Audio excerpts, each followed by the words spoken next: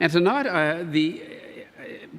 as we pursue these subjects, you'll have noticed, of course, that we're doing something a little bit different, and it's not what I'd like to be doing all the time, but I think it's a good thing to do just from time to time, to step back and think about a topic.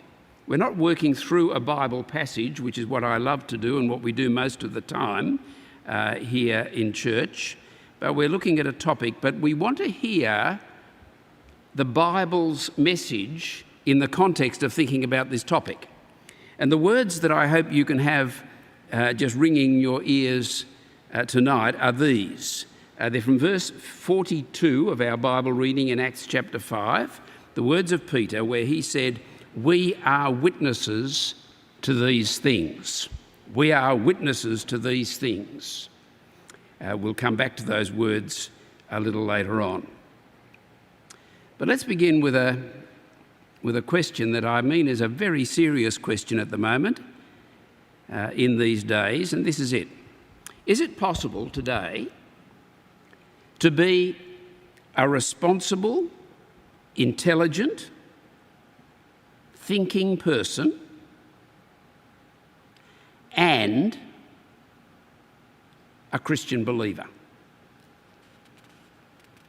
For a whole lot of reasons, some of which we've been touching on through this summer series here at St Thomas's, many people in our world at the moment would answer that question with an emphatic no way.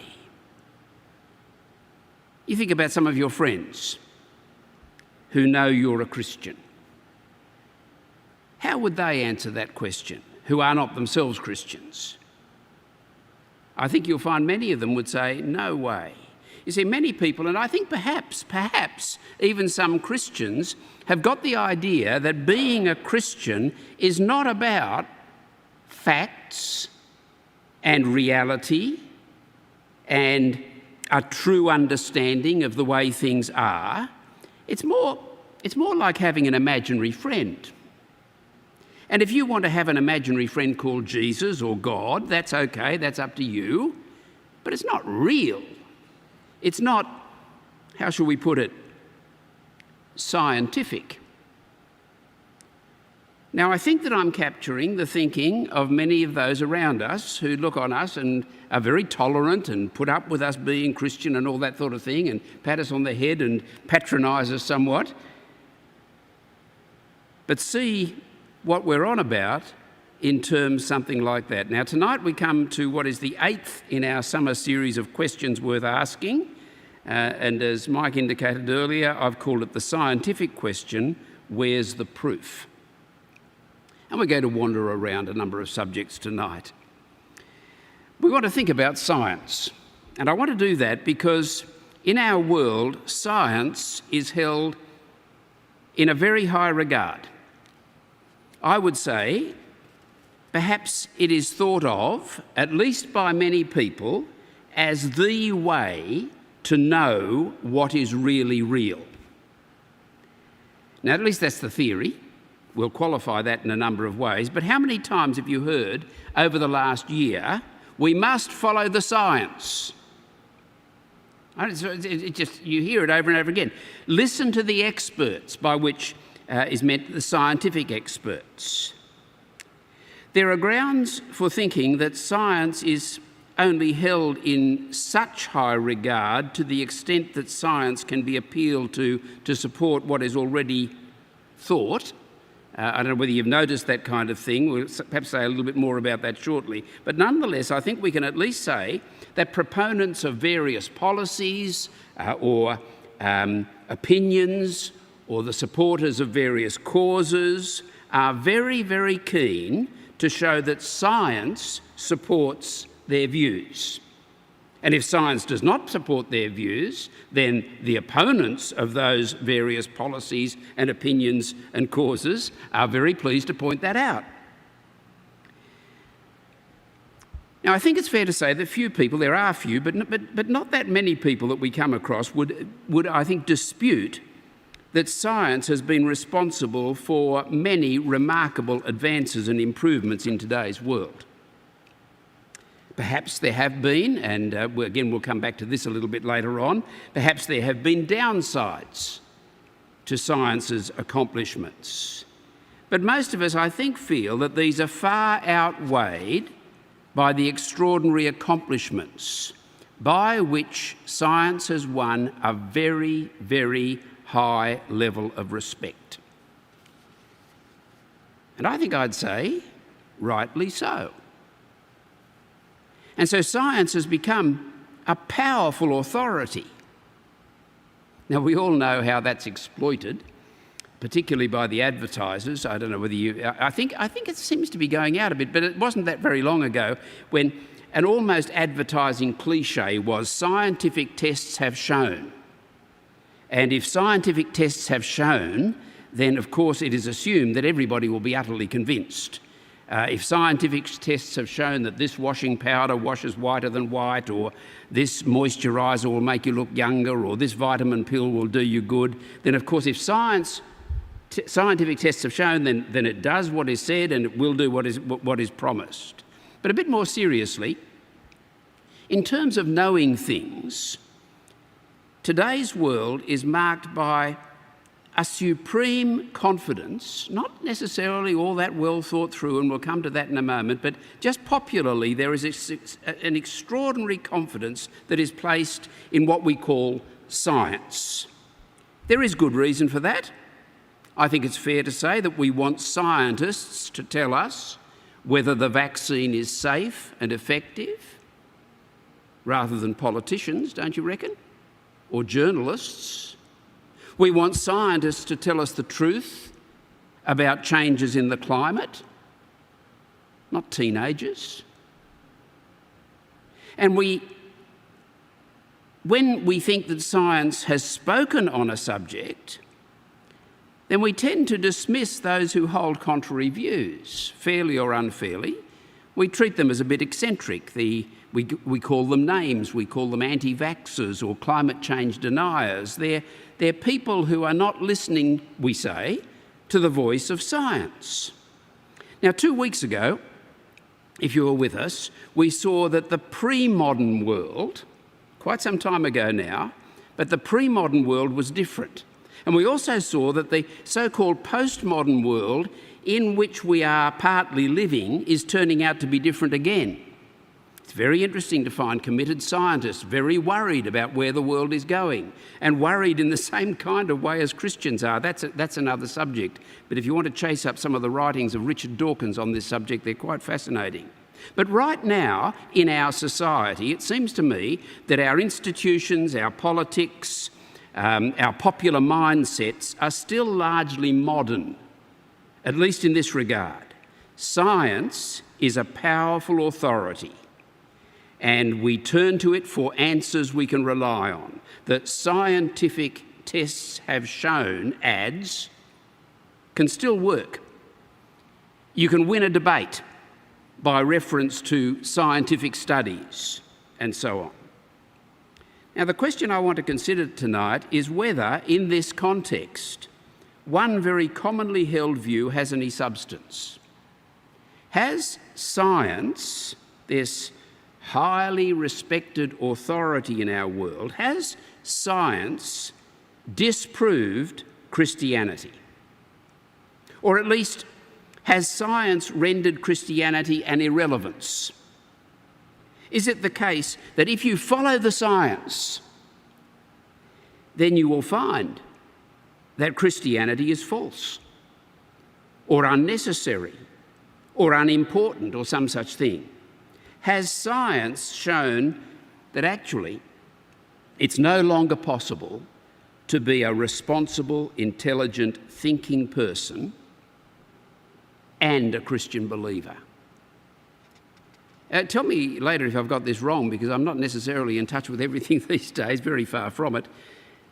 But I suspect that that's a reasonable account of how many of our friends feel when they think that if you're a responsible, thinking, intelligent person, you wouldn't be a Christian believer. Why? Well, because of science. There is a popular perception that science and religion generally, actually, of any kind, including Christianity, are actually at war.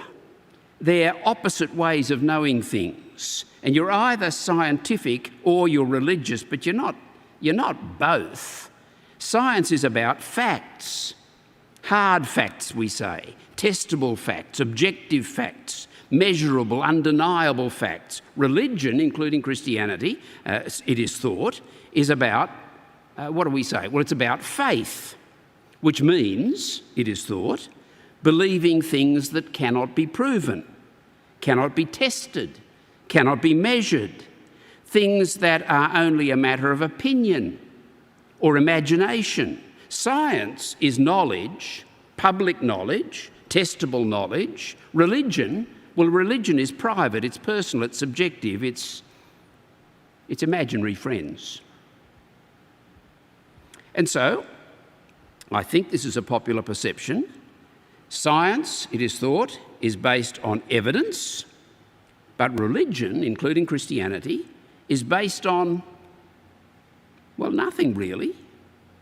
So you cannot really be consistent and at the same time both think scientifically and be a serious Christian. Serious scientists do not have imaginary friends.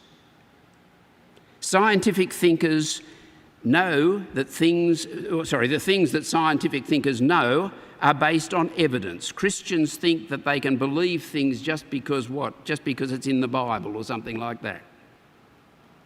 Now that is, I think, how many people see the conflict or the supposed conflict between science and Christianity. And what I want to suggest tonight is that popular perception of things, and I hope that I've fairly described it, I'm not trying to caricature, I am summarising and it's overly brief and all that kind of thing, but I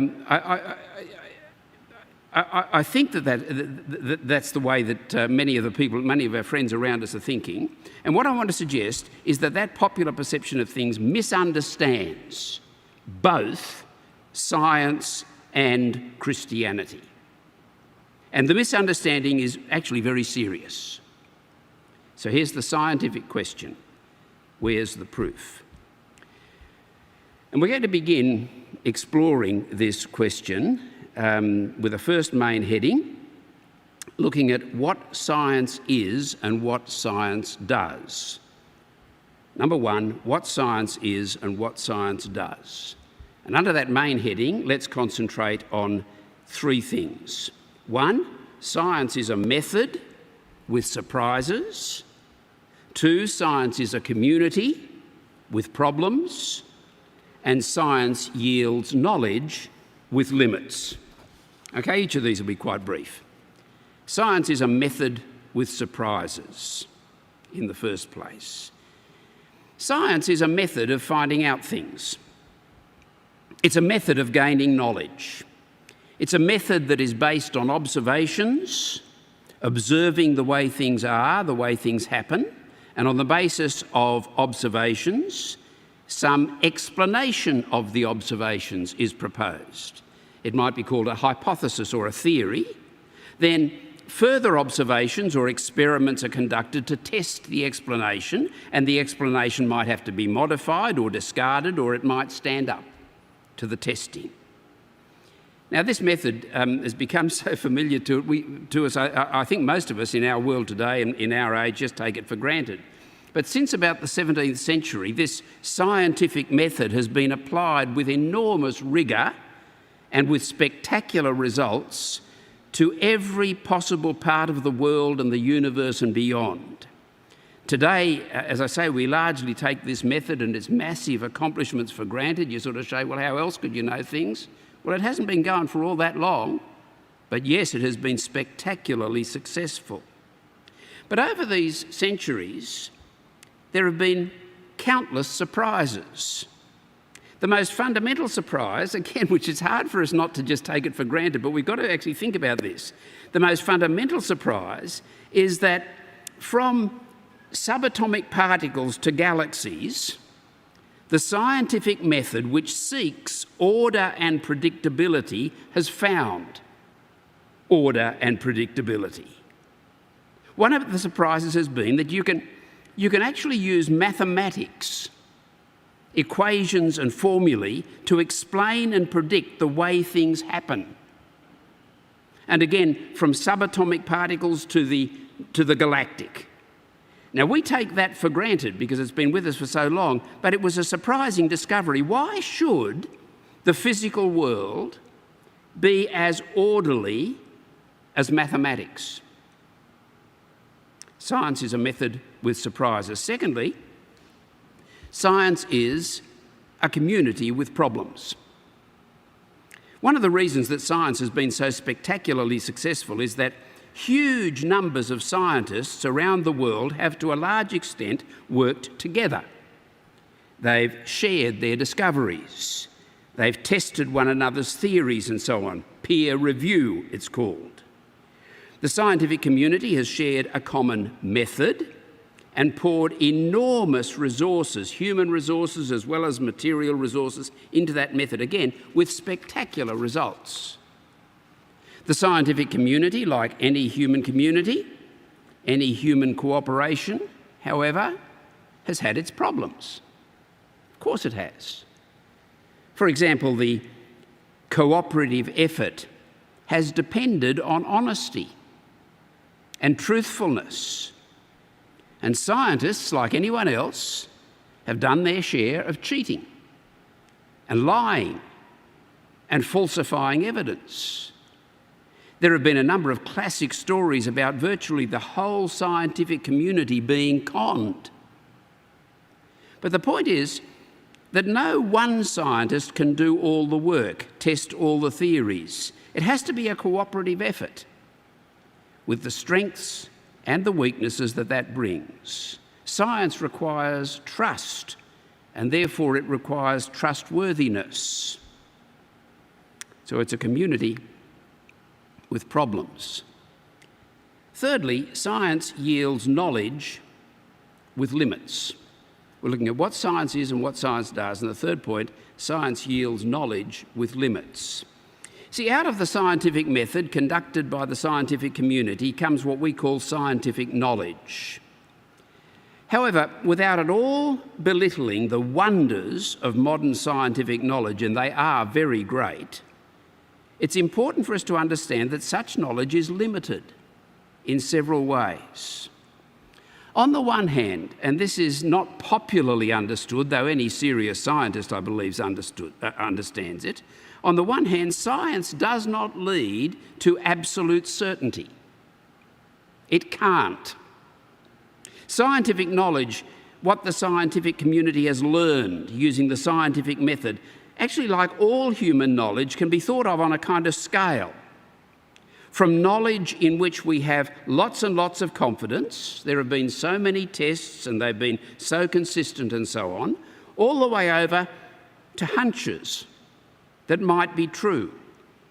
And all scientific knowledge is spread over that scale. On the other hand, scientific knowledge by its very nature changes as time goes by. Perhaps the most famous example is Newton's so-called laws of time and motion. They've had to be superseded, at least in certain contexts, for anyone who can understand it, and that's certainly not me, by Einstein's extraordinary theory of relativity. I'm just boggled by everything I hear about that.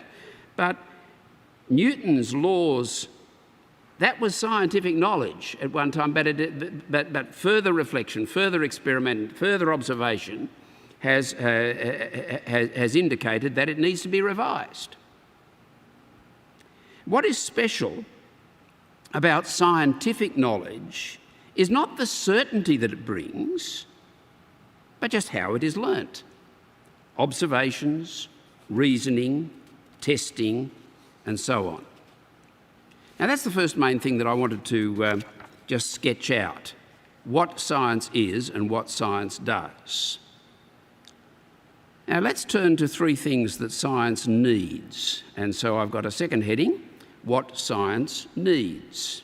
I'm going to state these things very briefly. We'll come back to them in a few moments. First of all, science needs a reason that makes sense of it all. That is, why should the natural world be explainable?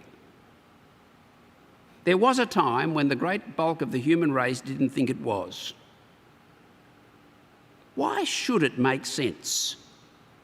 Why should we expect the natural world to be consistent and predictable? We can, if you like, think of the whole scientific enterprise as itself a great big experiment to see whether the natural world is orderly and predictable. And the result of this massive experiment that's been going on for several centuries has been that, yes, order and predictability seems to be the way things are. Those of you who are scientifically inclined might want to point out to me that some things are not predictable, but the non-predictability is predictable. I think that's right. I don't want to go there. And even the non-predictability can be described mathematically. Let's not go there, all right? Because I'm way out of my depth at that point. But what I'm suggesting is that science, by its method, seeks explanations for its observations. How about an explanation for the mega observation that the scientific method works? So what science needs? First, science needs a reason that makes sense of it all. Second, science needs a purpose that makes it all worthwhile. That is, what are scientists trying to do? What do you think they should be trying to do, and why? Now, many particular scientific enterprises have clear and obvious purposes, I suppose. The purpose of this particular scientist is to discover a cure for cancer. The work of this group of scientists is to work out how to combat climate change, and so on and so on. And so some might argue that up to a point, isn't this a vicious circle? Isn't it scientific development that is largely responsible for the pollution that is causing climate change? And isn't the same pollution responsible for many cancers? And so are we saying that the purpose of science is to solve the problems that science has created? Wouldn't we be better off, or would we be better off on balance, without science altogether? Now, I'm not asking that seriously, but I'm proposing that we need to, what and why are scientists doing what they do? Is there a purpose that makes science worthwhile anyway? And along the way, we just have to try to minimise the problems it creates and maximise the benefits. Which sort of leads to a third. What science needs? Science needs a morality. Now that's related to, but not exactly the same as a purpose. Science needs a morality. Some scientists don't like this kind of talk, but we've seen already that scientists need other scientists to be truthful, to act with integrity. If you never knew, if you could have no confidence that scientists were telling the truth, science couldn't work. See, just imagine if, as a community, we had the same kind of confidence in scientists that we tend to have in politicians and journalists. Now, some of my best friends are politicians and journalists, okay? I'm not having a go at science, but I am having a go at our confidence as a community in politicians and journalists. Just imagine if every time a scientist opened their mouth, our community had the same kind of attitude. It couldn't work. But where does the morality come from that tells an individual scientist that he or she ought to be truthful, ought to tell the truth, oughtn't to fiddle the figures, not just say what you think people want to hear? And I'm sure that there have been many circumstances where scientists have imagined that they could do good, they'd do more good by not telling the truth. Well, what constrains them? How does that work?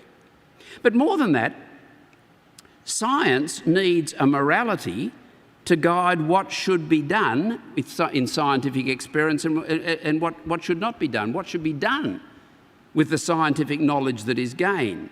And this sometimes leads to serious conflicts between scientists, between scientist and scientist, and also between scientists and others. They're not disputes about the science, you understand. It's a difference of opinion about what is right and what is wrong. And so out of the whole scientific enterprise, a whole field of thought and discussion has developed called bioethics, the study of the ethical issues emerging from advances in biology and medicine. But science itself doesn't give you that morality. It can't. You can't conduct an experiment to work out whether another experiment is right or wrong, should be pursued or should not be pursued. Now, if science needs a reason, and science needs a purpose, and science needs a morality, let me suggest as a third main heading what science cannot do. First of all, science cannot justify itself. Now, of course, a first reaction to that, if you're a person living in our world and our age, is probably science doesn't have to justify itself. It just works. Well, that's all very well, but the very effectiveness of science powerfully raises the question, why does it work?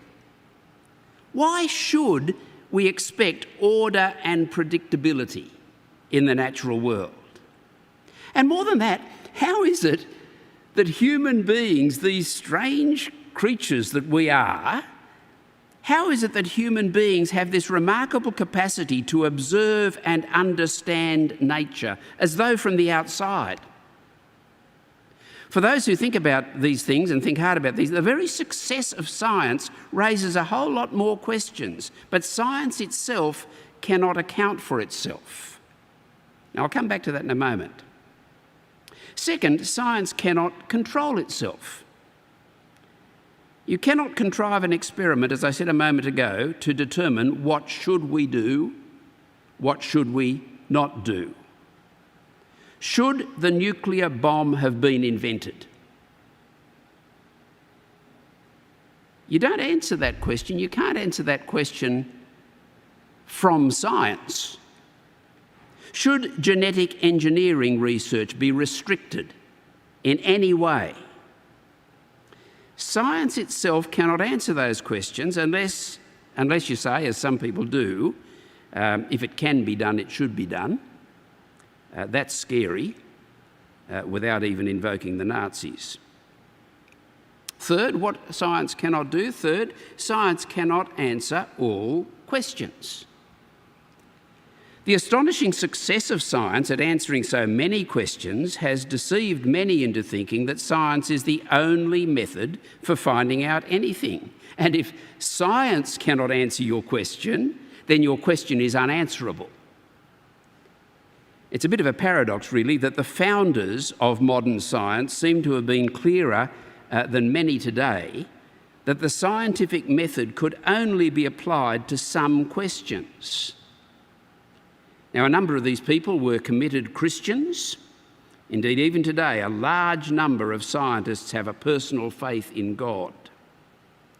But science, by its very nature, is limited to questions about the natural world and how the natural world works.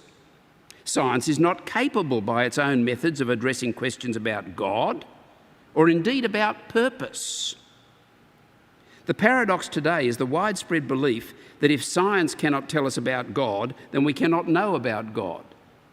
No, science cannot tell us about God because science is not capable of telling us about God. It's a problem with science, not a problem with God. Science cannot answer all questions. There are questions that are beyond science's scope. So, we've had a broad look at what science is and what science does, what science needs, what science cannot do. And at long last, I'll do what I should be doing when I'm standing in this place at this time. Let's turn and think about the Bible. What happens to our thinking about these things if we're prepared to listen to the teaching of the Bible? What happens to people who come to not only listen to the teaching of the Bible, but come to believe it? Do they have to abandon responsible, intelligent thinking for that to happen? What kind of conflict arises in a world where science is so important? Let me think briefly with you about what we learn from the Bible. First, the Bible teaches that God is the creator of all that is. He's not to be confused with what he has created. That's a mistake. He cannot therefore be observed by instruments or experiments that are designed for observing what God has created. Furthermore, while God is distinct from what he has created, he is personal and purposeful, we learn from the Bible. And what he has created has come into being because of his personal will. It hasn't just happened. It's not just there. God has created all that is, purposefully. It's no accident, in fact, that it was from a culture that believed that modern science was born. And this is even clearer when you understand that the Bible also teaches that God, the creator of all that is, sustains his creation by his own powerful will at every point. He is, at all times and in all places, in control of his entire creation. We may not be able to see him through the microscope or the telescope, but we are surrounded by the effects of his activity. Every moment, everything you see, everything you feel, you're experiencing the activity of God, who is upholding all things by his powerful will. And since he is faithful and consistent, it is actually no surprise that there is consistency and predictability in the way things happen. What scientists might sometimes loosely describe as the laws of nature are no such thing really. They're descriptions of the consistency of the one who sustains all things. Furthermore, the Bible teaches that God is the revealer. He has made himself known and he has made his purposes known. That's what the Bible and Jesus Christ are all about. Now, it's no surprise that so many modern scientists, and many very great ones, are and have been convinced Christians. You mightn't get that impression from a popular perception of the scientific community, but it's true. And you're not surprised, because on the one hand, Christianity is a powerful source for what science needs and what science itself cannot supply. And on the other hand, a Christian has a powerful reason to be interested in the world. It's not just there. God created it. God gave it to us. Of course, there is that motivation. Now, I'd like to try and draw all this together by thinking then about a final heading, which I'll call the conflict between science and the Bible, and I'll put conflict in inverted commas, the supposed conflict between science and the Bible. In fact, I want to suggest to you there is no such conflict. It's a phony war. When we understand what science is and what science does, and when we understand what the Bible teaches, there is no hostility whatsoever between science and the teaching of the Bible. What we have, if I can put it like this, is conflict, hostility, if you like, between people. Because you've got people who reject the God of whom the Bible speaks and people who love and trust the God of whom the Bible speaks. Oh, sure, there's tension and conflict there between people. But insofar as these tensions are portrayed as a conflict between science and the Bible, or science and Christian faith, I would like to suggest that this is a conflict fueled by a certain arrogance that claims to know what it does not know. Scientific tests have not shown that there is no creator, or that the creator has not revealed himself and his purposes in the Bible and in Jesus. How could they? Furthermore, behind this conflict, of course, this conflict between people, is a conflict between people and God. It did not take science to teach people to reject God.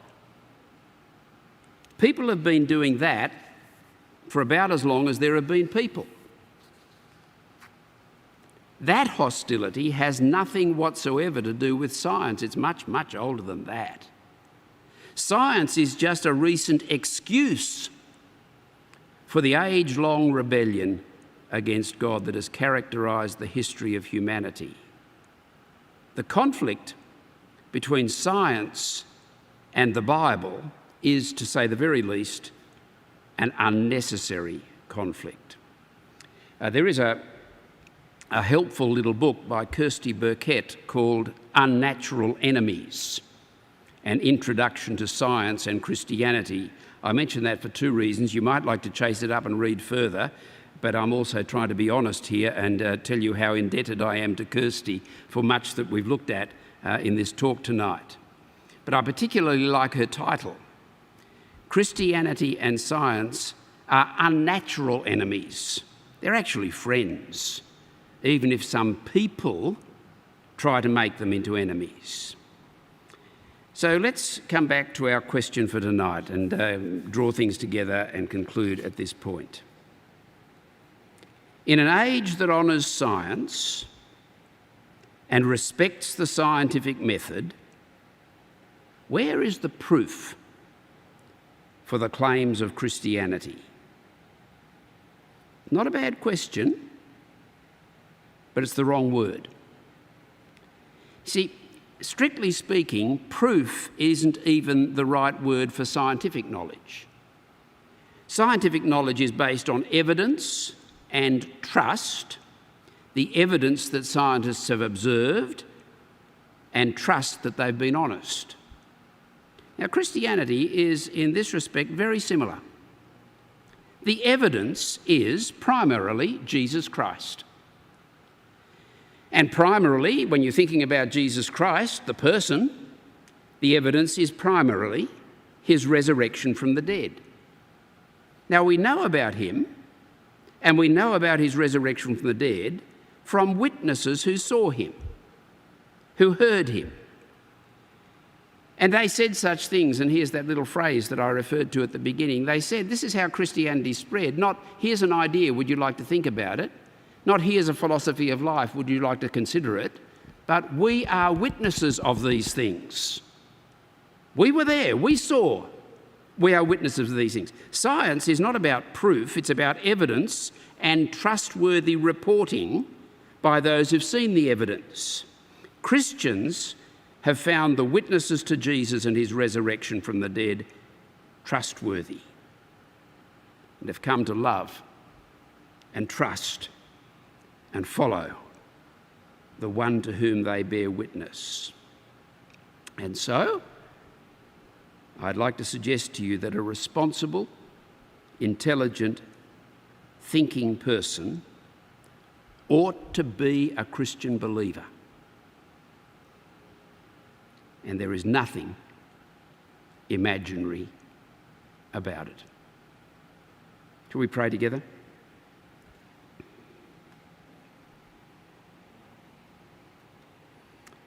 Our God and Heavenly Father, we thank you for Jesus Christ and all that you have done and all that you have made known through him. We thank you for those who have told us about him, particularly those who were the witnesses. And we thank you for the way in which we can come to love and trust and follow him. We thank you in Jesus' name. Amen.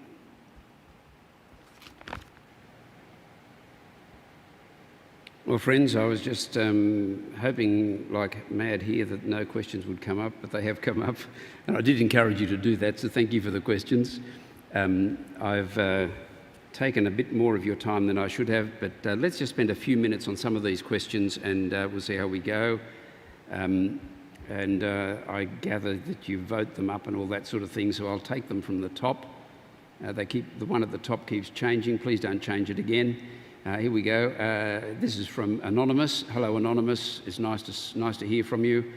Given Christians rely on the Bible as evidence for Jesus as God, is it reasonable to subject the veracity of the Bible to the scientific historical method? Yes, if you can. That is, you can ask questions, you can test you can test the witnesses, you can check whether there is evidence outside of the Bible that corroborates the Bible's message. Does the Bible fit into other knowledge that we know of history of the time and all that kind of thing? Scientific stroke historical method. What you can't do is approach the Bible and say, well, science tells us miracles don't happen, so the Bible is wrong. Science doesn't tell us miracles don't happen. Science tells us that miracles don't usually happen. Right? Science doesn't tell you that when the Son of God is present, miracles don't happen. Science tells you that when I'm present, miracles don't happen most of the time. So you've got to be very careful with this. So there are those who'll come and say, look, don't worry about the resurrection because resurrections don't happen. Well, I agree, resurrections normally don't happen. Most people who die stay dead on our observation. But the Bible is not saying that resurrections happen all the time. The Bible is saying it happened once. And it's saying something about the future as well. And science isn't too good at telling us about the future. So, by all means, subject the Bible to scientific historical method, but you've got to be careful as you do that and do it with honesty. What are your thoughts on conflict between scientific ideas, e.g. about the age of the earth, the universe, and belief of some Christians that the earth is 6,000 years old? That's one version of a big topic, really deserving of a massive treatment. Can I just generally say two things? There are two approaches, and I'll indicate where I'm inclined, but I think both approaches have integrity. One approach is to say, look, I'm a Christian person, I believe the Word of God, I believe the Bible is the Word of God, and I believe it teaches certain things about the natural world, like the age of the earth. I've come to that conclusion, that the Bible teaches me that the earth is 6,000 years old, and therefore I want a dialogue with scientists if I possibly can, because I don't believe that there will be a conflict ultimately between what God says and what we can observe. And there are certainly some, not very many, but there are some scientists, some scientifically trained people who will say, yeah, the evidence for the age of the earth is not conclusive. It's on that scale, that scale of knowledge. It's not as though we know for sure how old the earth is. So that would be one approach. Another approach to that particular question would be my own, or conclusion, my own conclusion. I don't believe that the Bible teaches us the age of the earth. I believe, for example, that it's reasonably certain that you can demonstrate that genealogies in the Bible are genealogies that are summary genealogies, at least many of them are, and they skip over periods of time. So to use genealogies to try and calculate the age of the earth, I think is a mistake. I respect those who do it, and I might be wrong at the end of the day, but I find that some of the so-called scientific information that some Christians draw from the Bible, I've got questions about whether the Bible actually teaches those things. But we have to look at such things case by case, subject by subject. I think I better take just one more, just by the way our time is going.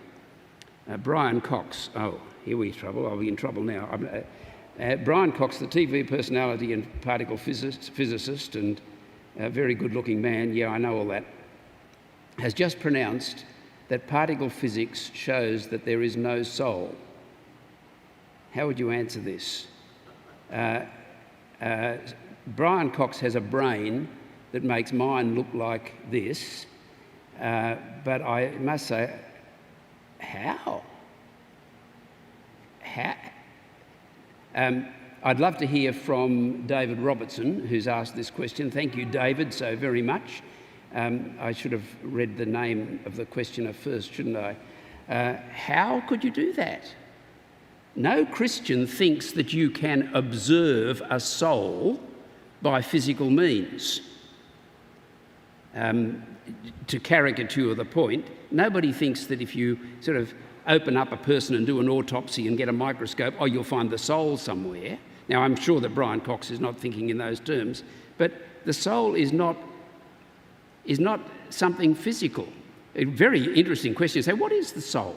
What does the Bible mean by... Now, that's another subject, but whatever it is, it's not something that you can see or say isn't there. It's a little bit like saying, sorry, and again, Brian Cox is far too intelligent to be doing this, but it's a little bit, it seems to me, like saying, look, I've looked at these 3 lines. Each line has only 2 dimensions, right? Length. Is that 1 dimension?